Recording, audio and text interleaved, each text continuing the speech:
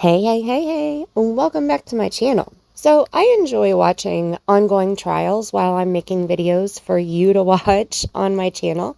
While I'm working on 3 videos currently, I've been watching the current trial of the state of Wisconsin versus Darrell Brooks Jr. Darrell Brooks has been accused of driving his red Ford Escape through a parade in November of 2021 in Waukesha, Wisconsin, killing 6 innocent people and physically injuring over 60 more people. The amount of emotional trauma is beyond measure.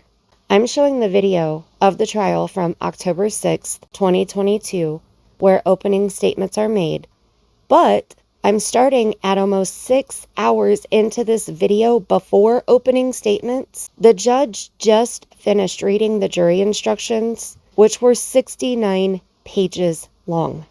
Judge Jennifer Dorow is my hero. This woman has more patience than I have ever seen in my entire life. I have never seen any human tested in this manner like Darrell Brooks has tested Judge Dorow.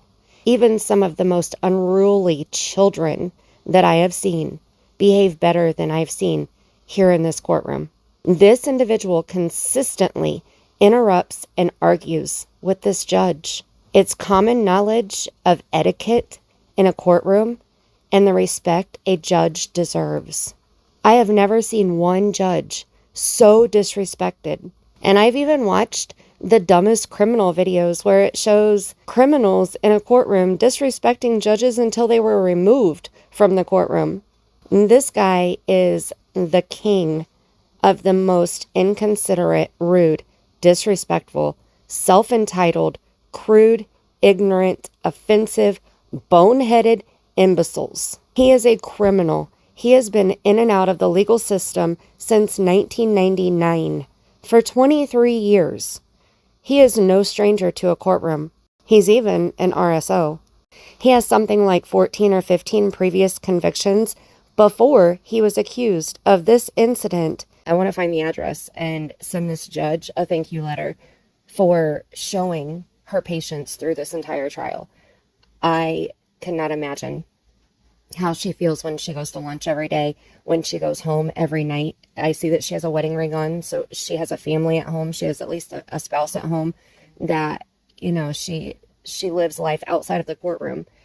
I don't know how she leaves the courtroom and doesn't take this stress home with her. I applaud her amazing ability to have so much patience. So we're going to watch play out of this. I mean, the way that this man interrupts her mid-sentence, when she takes a breath, he thinks that she's done. I mean, she lays it out very plainly for him.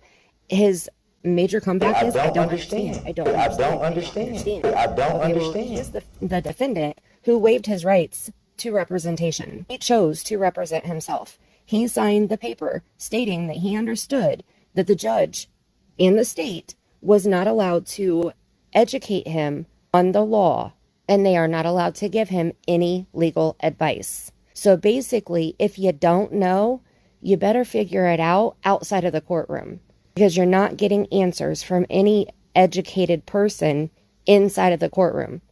He's getting ready to speak up about a juror that he is alleging did something, and the judge kind of calls him out. It seems that he's trying to prolong this trial in every way, shape, or form, which pisses me off that much more, because there are 6 deceased people that have family members that want to see justice for their loved one who was killed, who was murdered with a deadly weapon. There are 60 people who were injured with this deadly weapon back in November of 2021 that deserve justice. And this man is prolonging that happening. Whether he gets found not guilty or guilty, he's still prolonging that. If he gets found not guilty, then they have to find who the guilty party is. But in my opinion, allegedly, he's guilty as shit. Okay, this man did this without a doubt in my mind. In my opinion, I do believe that he will be found guilty beyond a reasonable doubt. So he is prolonging justice for these victims and their families.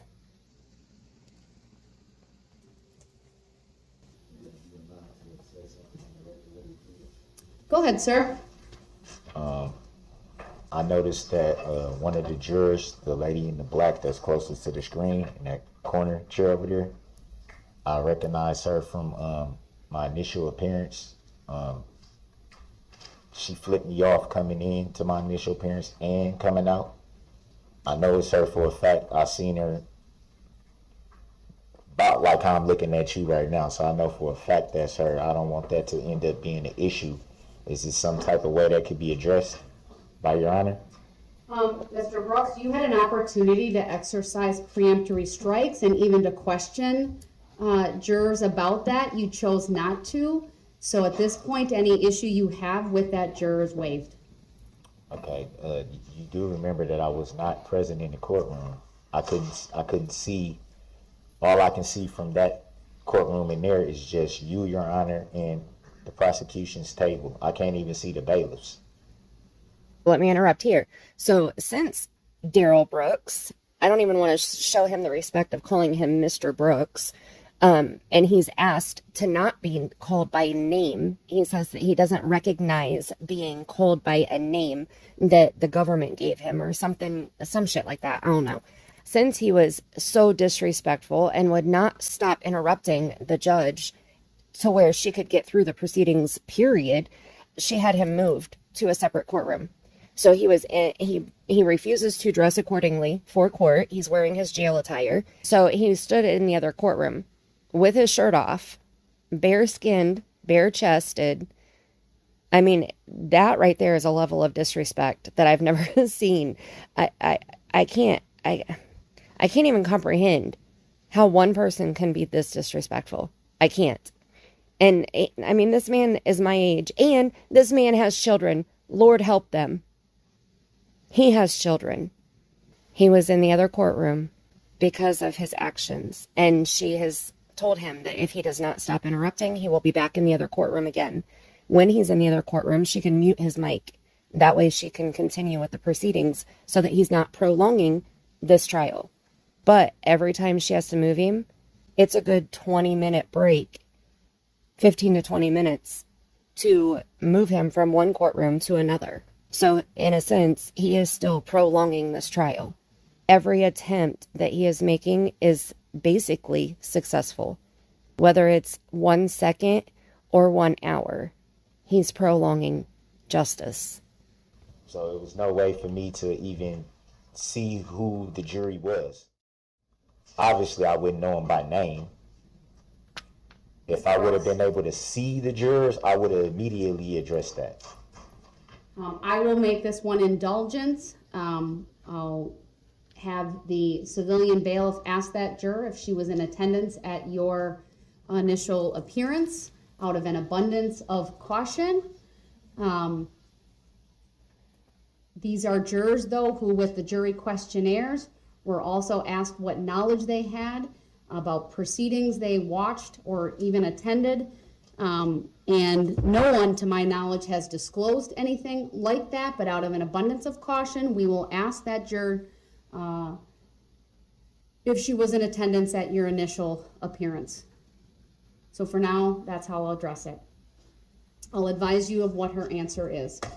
So he's like absorbing what she's saying right now, right? She said, we're going to make sure so that, you know, she's trying to protect a mistrial, and I completely understand her thought process that way, but I give her so much credit for not slamming her hands down on her desk, beating the gavel against the desk. Like, I mean, never in my life.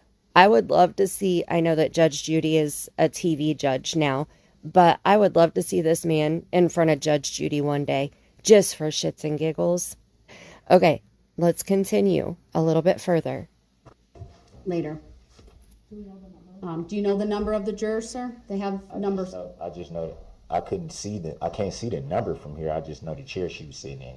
Which chair, sir? Top row or the top or the bottom row? The bottom row, the last black chair. Black shirt. She had the black shirt. They're all black chairs, sir. So the last black chair closest to the television. Thank you, sir, because there are two sides, right? So it's the last chair on both sides. So I wanted to make clear. You're saying the chair closest to the television. Thank you. I said that at the beginning, Your Honor. I mean, seriously, schmack. What is going through this man's mind? Does he forget where he is? He's not. Okay, we're going to get a little bit further because right now they're getting ready to address notes that he made to the court. And the judge is going to read through them one by one and address them. Let's just say he doesn't understand her judgment. Front row. All right. State have copies of the filings. Yes. And I got to give the state credit too. There's 4 people sitting over here. They have been very fair. They want a fair trial. They want the evidence to be presented and the jury to be able to make an educated decision. They don't want Darrell Brooks' actions to sway the jury in any way, shape, or form. When he is being considerate, the state gives him credit for that. The state adds, for the record, Mr. Brooks, blah, blah, blah, blah, blah. They have been very fair. So I applaud their actions also. I will take these in order. The first is a note from Mr. Brooks that was handed to Deputy Wittig at about 12:05. It says, I would like my filings addressed, parenthesis, notice of special appearance, statement of particulars, both are by affidavit, filed 10/3/22, which today is deadline to respond. Thank you, Mr. Brooks. I'm respectfully declining to respond to those filings. That's my decision, sir. Next. Are you making a judicial determination that those have no merit? Mr. Brooks, I have indicated to you on the record what I will or will not do. I would like to motion for finding of fact. Your request is denied. The next, May Your Honor explain what it Mr. is. Brooks, I'm going to go through these one by one. If I feel the need to make more of a record, I will do so. The record will be available later on. If you think I've made an error, you can then raise that on appeal. I know you're making an error, Your Honor. Mr. Brooks, I'm not going to have a debate with you right now. We are continuing on. Okay, so let me pause right there. Okay. This man just said, I know you're making an error. He's trying to explain to her how to proceed in her courtroom. I mean, is he on some type of special medication that the bailiffs don't know about? Because what? We're gonna go back. I want that part to play one more time. Denied. The next, May Your Honor explain why it Mr. is Brooks, denied. I'm going to go through these one by one. If I feel the need to make more of a record, I will do so. The record will be available later on. If you think I've made an error, you can then raise that on appeal. I know you're making an error, Your Honor. Mr. Brooks, I'm not going to have a debate with you right now. Okay, so he keeps asking throughout the trial, he keeps asking her if that is her judicial decision, because then he can request for the fact finding to be done, which is a prolonged tactic. He can also request for, I forget his exact wording. I think he says it in here though. Continuing on, I'm giving you the courtesy to respond to each one of these things. That's how I've responded. I expect that you will, even if you disagree with my decision, sir, that you will respect it and will move forward. The next piece of paper filed at 1:52 p.m. says, are you making a judicial determination? I'm not allowed my right under the First Amendment to freedom of speech in this courtroom. Mr. Brooks? That right there, that whole question, are you making the judicial decision and then his First Amendment right of freedom of speech?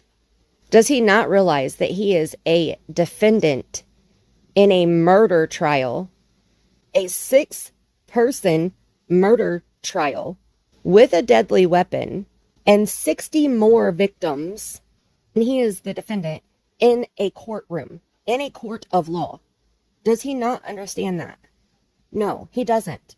Because he thinks that he's out on the street and freedom of speech, he can just say whatever the hell he wants. That's not what freedom of speech means. And the judge does a great job right here of trying to explain it to him. And I also want to say I have to interrupt a little bit because I don't want to get in trouble for copyright strikes. So I can't let this play for too extremely long in between where I pause and make commentary. So that's why I keep pausing so often, but also because I have so much to say about this idiot. She's trying to process this question also. Like, it just shows how much of the law he doesn't know. And this right here, I think this question alone shows that this man should not be representing himself, period.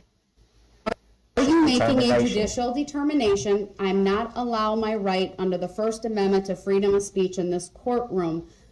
Mr. Brooks,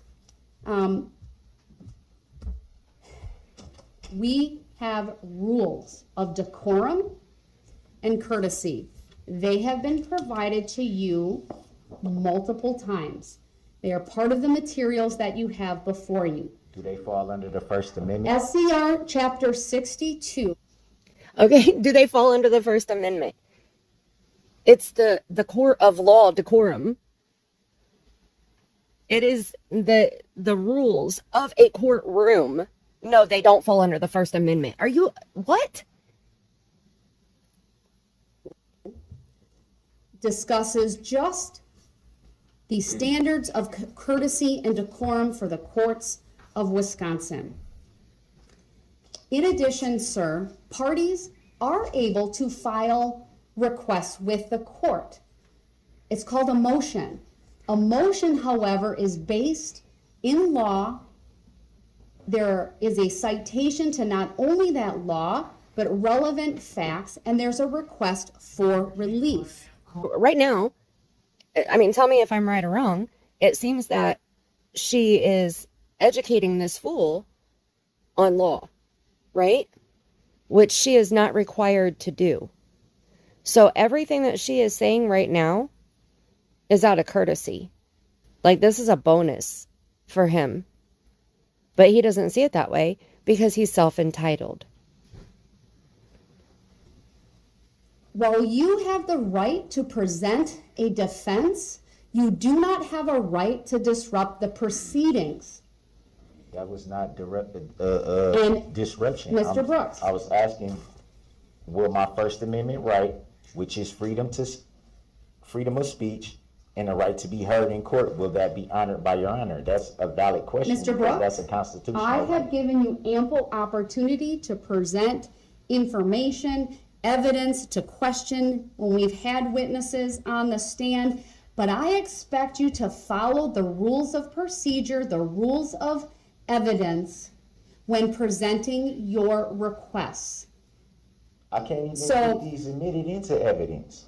That's, Mr. Brooks, I cannot They're not explain evidence to you in the if case. You don't understand the basis in law for the They're denial. motions. Right, I don't understand.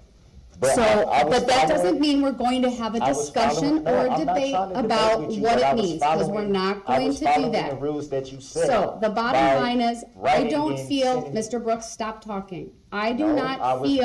I was following the rules when you said that I had to make all And you did, and I'm. Did you just hear him tell her no? Mr. Brooks, stop talking. I do not feel. I was following. Did you just hear him tell her no? When she said, stop talking, he says, no. I don't feel, Mr. Brooks, stop talking. I do not feel. I was following the rules when you said that I had to make all And you did, and I'm objections going through in that, so writing. let me give you the courtesy of replying or responding to these. And He please doesn't give know me what the courtesy means. That even when you disagree with how I answer them, that you will not interrupt me. It's not about me trying to interrupt you, Your Honor. Mr. Oh my Brooks, gosh. I'm going to address the next one, so please pay What you attention. were saying about decorum, I was asking, does that fall under the First Amendment? Because the First Amendment, which is my constitutional right, says that I have the right to freedom of speech and to be heard in this court. He has been heard in this courtroom more than any other voice in this courtroom, including the judge herself, who just read 69 pages of jury instruction. I cannot wait to read your comments. I want to know what you think about this. Have you been watching this trial? Have you seen this already? Or is this your first time seeing this? Are you going to go watch this trial after seeing this video? Or Do you want to subject yourself to this much stress from something that you have no control over? And that's the point where I am right now. Like, I have to laugh about this because I have no control over this. You know, I don't have any control over what Darrell does in the courtroom. I have no control over what the judge decides or what she says or what she does. But I am amazed by this judge. So I did a timestamp comment here. I like to do that when I watch a trial if there's no other person that's already done it before I get to it, because I never watch the trial live because I like to watch it on a faster speed so that way I can get through it quicker. That's just how I roll. I don't want to have to sit and wait for the hour lunch break and all the breaks and all that. So I like to be able to fast forward through, and I like it when people do timestamp comments. So if there's not already one in the comment section, then I do one myself. It helps me if I ever go back and watch the trial again, and it also helps other people. I did it during the Johnny Depp trial too. So here we can see that, you know, the judge starts out immediately. 4 minutes in, she had to break to move his dumbass to the other courtroom so that she could mute him. Then that took 15 minutes. So the judge comes back, but the microphones were still turned off. So they didn't come back on the record until 22 minutes in. Then at 31 minutes, they take a break. They come back from their break at 41 minutes. Then they had to break again for audio issues because his dumbass couldn't hear on the headset because he said that he has loss of hearing in one of his ears. So he requested headsets, but he has rarely used those headsets so far that I have seen. They took a break for that, which you can see from 56 minutes to an hour and 12 minutes. Then they come back from break. Then they break again at 1:38. Then the jury enters at 1:42. The judge starts reading the jury instructions. She starts going through the murder charges at 1:57. She has the jury stand as just a comfort break right there. And it's also a chance for her to get a drink. And then she continued to read the charges. Okay, so she started at 1:47, right? So then at 2:55, she has another comfort break. And then she continues at 2:56. And then the jury is released for lunch at 3:18. The judge stays in the courtroom and addressed a few notes that were sent over because since he was on mute, he was holding up an objection sign that he is given to use in that situation. He wrote down some notes and the bailiff brought him over to the judge. So she addressed them there. And again, prolonging tactics is basically all they were. So the lunch break for everybody at 3:24. And then they come back from lunch at 4:34. 4:39, they take a break because dumbass here decides he wants to come back into the main courtroom. At 4:45, they come back. Now, I put here my side note in this timestamp comment, which I never do, but I did. I felt compelled here. I said, this shows exactly who Darrell Brooks is. It's not the judge's responsibility to teach him the law. He chose to let his representation go. This judge has explained that more times than needed.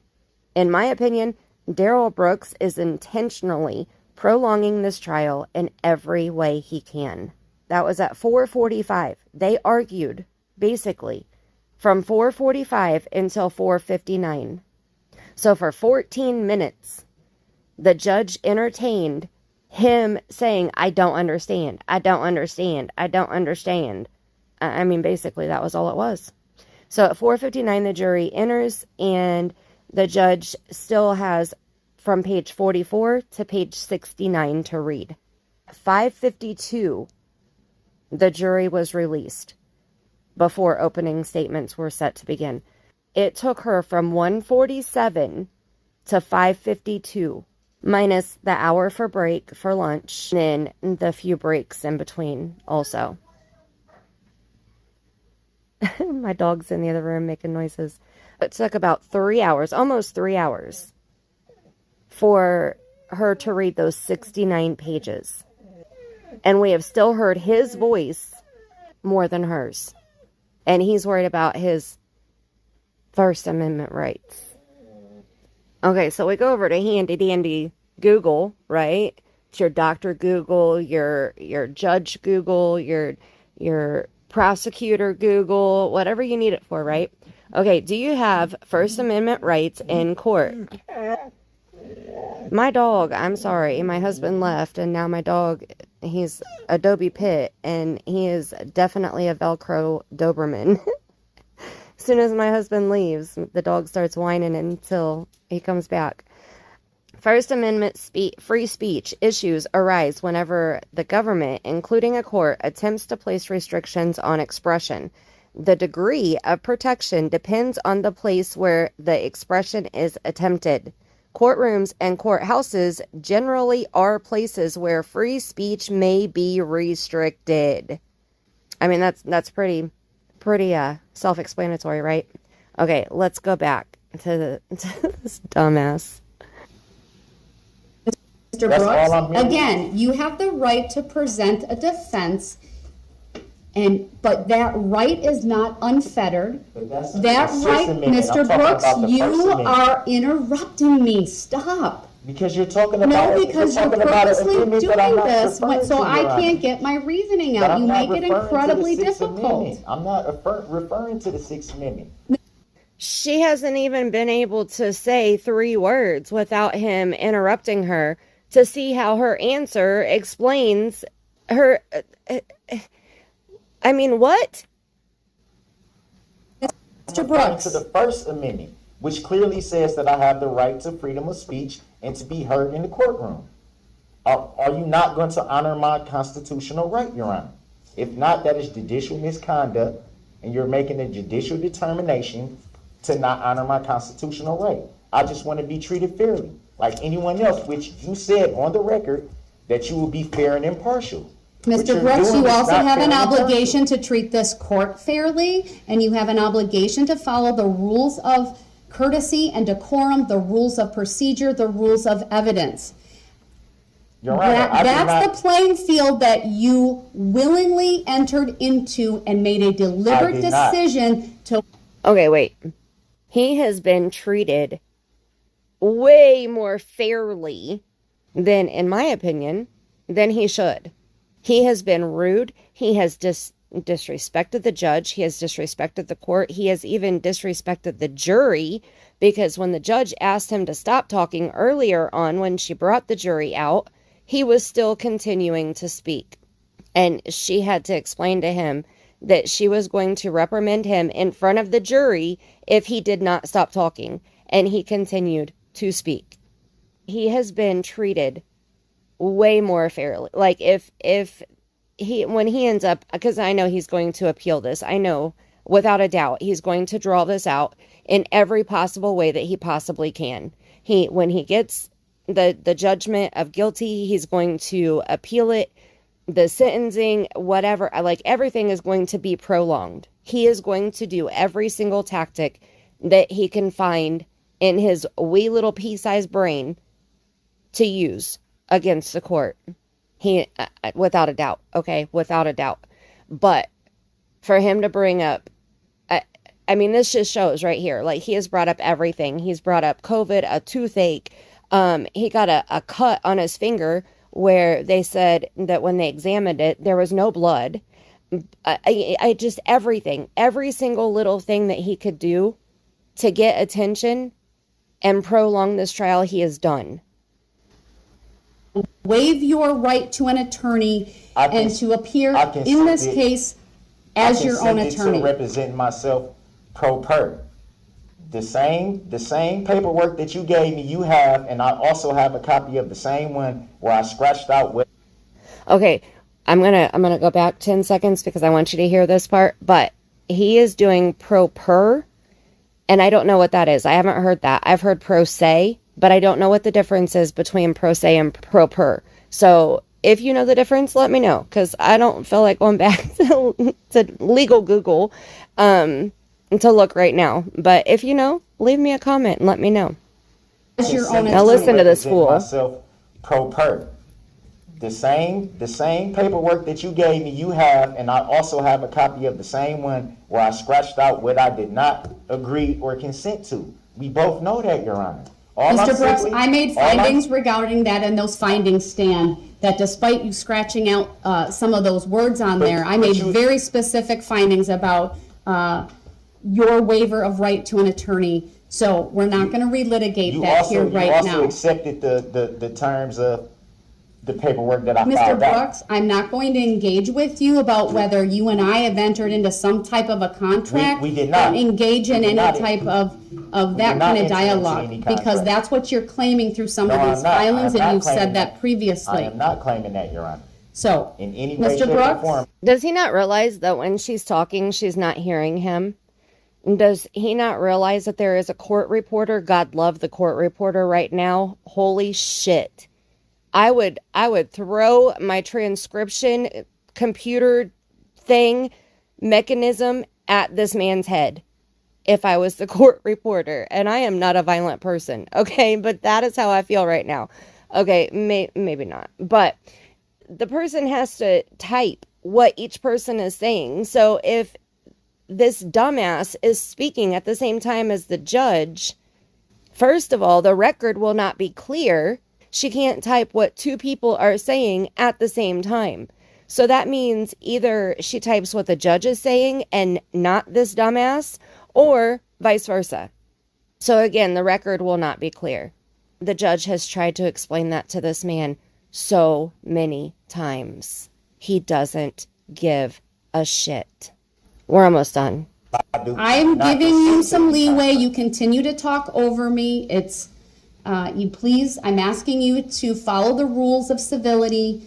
Simple rules, sir. Don't interrupt me. Simple. Did I not just let you read the whole jury instructions and follow the rules that you said I have to write down? You did. Anything that I object to. Okay, to be fair, the first 44 pages of those rules, he was in the other courtroom. And also, to be fair, the first probably 15 pages of those instructions that he let her read, he was holding up his objection sign so long that his arm got tired, and he tucked it into his to his waistband of his pants, and stood there with his arms crossed because he objected to being referred to as Darrell Brooks. So no, he did not let the judge read the jury instructions. So for the judge to say you did was really misleading. I understand she's trying to be fair, and she has been more than fair. Oh my gosh. But man, I hope through this trial that I find that she's put her foot down a little bit, because she has zero control over her courtroom right now. And I hate to say it that way, and I understand why. I completely understand why. So I'm not faulting her at that, but she has lost control. He has taken over. He decides what is happening in this courtroom, and he knows it, and he's taking full advantage of it, which is disgusting, because all of the victims' loved ones and the victims that were not murdered by this man, allegedly, deserve justice in a timely manner. And then hand it in. Except now that we're discussing them, it seems to me that the rules don't quite matter to you, sir. No, that is not exactly being asserted. Here's what's happening, sir. I'm telling you, I'm advising you to respect the rules. I'm advising you that if you continue to interrupt, you risk forfeiting your right to be present in this courtroom. Are you? Because I still need to continue with these proceedings, sir. I need to go through all of the documents that you filed, and you're not letting me do that. Because we didn't. So I'm gonna, if I need to, I'll remove you to the other courtroom so that I can do this. And yes, exercise the mute button, sir.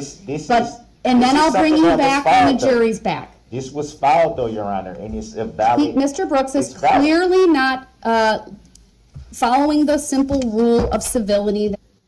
So he doesn't comprehend that just because she doesn't give him a detailed answer when she says that the motion is denied and moves on to the next thing, he's like, oh, no, no, no, no, no, no, wait. Maybe you misunderstood me, because this is why you should not deny it. Here is my explanation in even more words, and I'm going to talk in circles to waste another 30 minutes.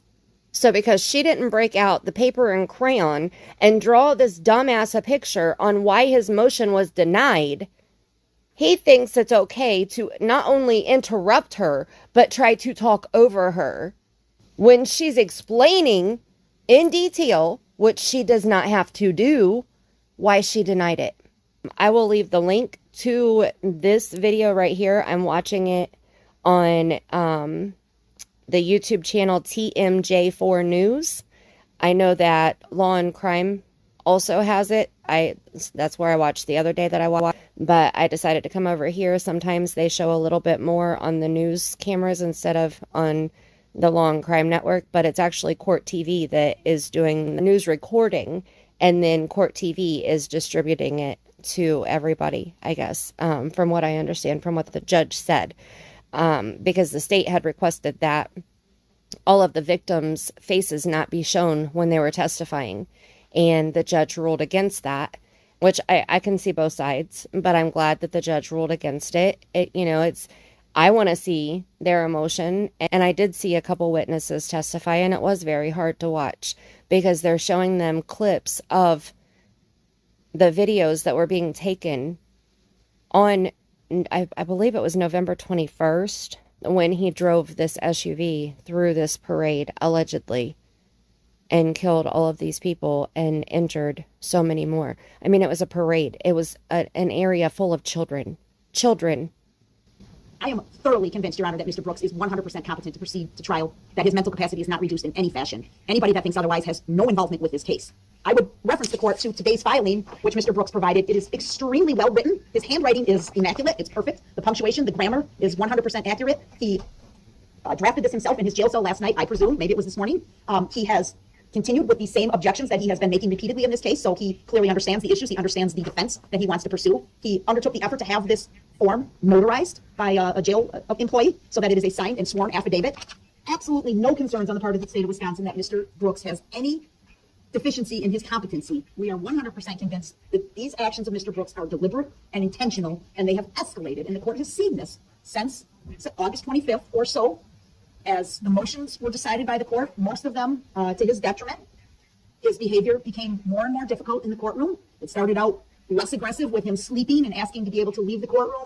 Then we had a toothache. Then we had a situation where he didn't want to come to court, was refusing to come to court.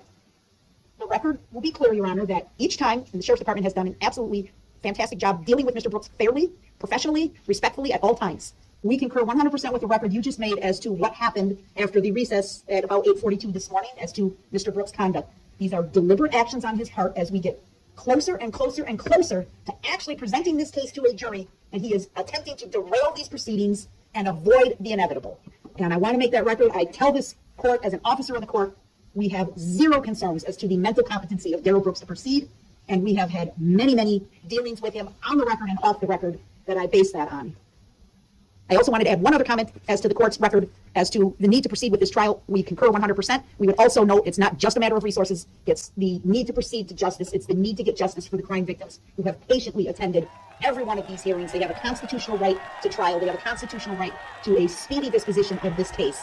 And that doesn't mean hasty. That doesn't mean reckless. It means efficient administration of justice. And this court has provided that to the crime victims. And we think that's another reason that Mr. Brooks' antics, which is all they are, clearly speak for themselves. This is not his inability to understand what's going on by any stretch. Amen, sister. Holy shit, that was right there. She said it all. And I apologize. It was on 2 times the speed. If you want to go back and watch it again and slow it down, you can put it on. You can go hit here, I'll show you. Just so if you've made it this far into the video, because it's extremely long, I'm sorry. But this blows my mind. I had to document this, okay? And making a video this long, way too much. But I'm going to give you a little bit of YouTube 101. It seems like every time I show this, there's somebody who says, I had no idea. Okay, so on your screen, I'm on an Android phone. So if you're on a computer, you should look down at the bottom corner, the right-hand corner down here. But on an Android phone, the gear is up here in the top right. You hit that, and the quality right here, you can change it. So if your screen is blurry, you click on quality, and you just select the biggest number in advanced. So click on advanced, and then see, I have it on 1080p 60. So you can select whichever number you want, but 144 is going to be super blurry. Okay, and then 1080p 60 is obviously the clearest. Then you hit the gear again, and you can go down here. Now, I have YouTube Premium, so I have extra options in here that you might not have if you don't have Premium. But you go down here to playback speed, and this everybody has. And you can see, you can watch it on 0.25, you can watch it on half the speed, you can watch it on 0.75, then you have normal, 1.25, 1.5, 1.75, and 2 times. So I have it on 2 times right now, so if you want to go back and watch it on 0.5 or 0.75, it will slow that down to where you can understand everything that this woman just said. That I applaud her. I mean, hallelujah. I think those were my favorite words that I've heard in this trial so far. That was the best statement that anybody has made thus far. Thank you so much for watching. You are so amazing. I cannot wait to finish this conversation in the comment section with you guys because, wow. I mean, just wow. Thank you so much for watching. Make sure that you're subscribed, ring-a-ding the bell, hit the thumbs up. If I deserve it, did I deserve it? Hit the thumbs up. If not, hit the thumbs down. It's okay. I look at it either way, and I appreciate it either way. So thank you so much, and until next time, I love you bunches. I'm adding this in here at the end because I did not know what caused Darrell, I guess is how you pronounce his name. It's not Darrell, it's Darrell Brooks, to drive his Ford Escape through the center of this parade in November of 2021. During the opening statement, the state explains why. So I'm going to play just a little bit of this opening statement so that you can get the full gist of the story. The streets were lined with friends and family members and neighbors, people there to soak up the atmosphere. Kids ran into the street to grab candy from people who were throwing it in the parades. It sounds corny, but I think you'll see from the videos, there was a true sense of joy in the air. Darrell Brooks killed that joy. He replaced it with terror, trauma, and death.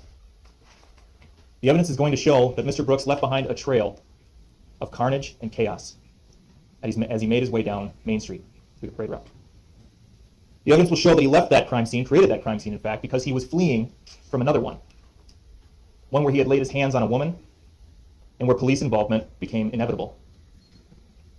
So as he careened down Main Street, swerving from curb to curb, hands glued to the steering wheel, eyes fixed on the road in front of him with a silent rage on his face, he hit the gas with his red Ford Escape and used it as a battering ram over and over again, striking men, women, and kids. Okay, I'm going to stop right there. He laid his hands on a woman, and the police were involved because of that. So he was in a police chase. He was evading law enforcement when he committed these crimes. That, oh my gosh, that intensifies these crimes even that much more. Not only did he murder, allegedly, 6 people and injure 60 more, but he did it because he was running from the police because he put his hands on a female. Darrell Brooks is a piece of shit, in my opinion. He killed people. He traumatized people and children because he was running from the police because he put his hands on a female. I hope you rot in prison where you can repeatedly say, I don't understand. Because I don't understand how you can stand in this courtroom and try to defend your actions. That is disgusting. What do you think about this? What do you think about this man? He's not even a man. I'm not even going to call him a man. What do you think about this piece of shit peon Okay, because that's what he is in my eyes.